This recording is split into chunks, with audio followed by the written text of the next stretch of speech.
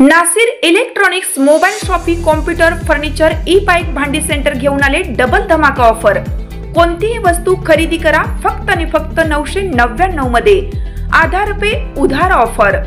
बजाज फायनान्सच्या सुविधेसह 0% व्याज दरामध्ये ई बाईक वरती LED टीव्ही फ्री, मोबाईल खरेदीवरती home theatre free, LED TV वरती सोफा सेट फ्री, कोणत्याही फर्निचर वरती गॅस शेगडी फ्री, वॉशिंग मशीन आटा चक्कीवरती मिक्सर फ्री। एक्सचेंज ऑफर मध्ये जुनी बाईक घेऊन या, नवीन बाईक घेऊन जा। प्रत्येक बातमीतील घटनेच्या वास्तविकतेची तुलना थेट पाहत रहा चांगली अपडेट।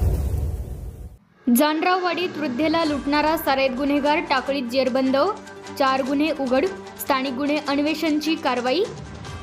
3 गुन्ह्यात वॉन्टेड असलेला त्याचबरोबर जानराववाडी येथे एका वृद्धेला चाकूचा धाक दाखवून दागिने काढून घेत जबरी चोरी करणाऱ्या सराईत गुन्हेगाराला पोलिसांनी जेरबंद केले।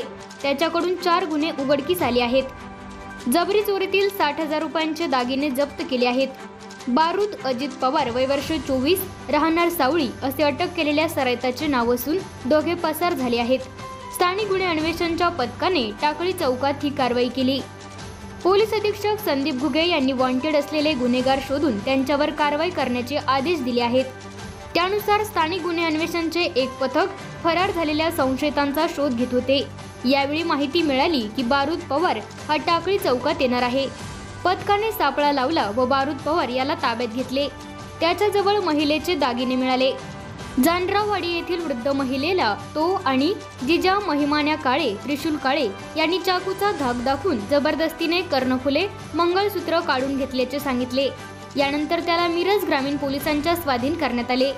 सदरची कारवाई पोलीस निरीक्षक सतीश शिंदे, उपनिरीक्षक महादेव पोवार, कर्मचारी अनिल ऐनापुरे, अतुल माने, संकेत मगदुम, अमोल ऐदाळ यांनी केली।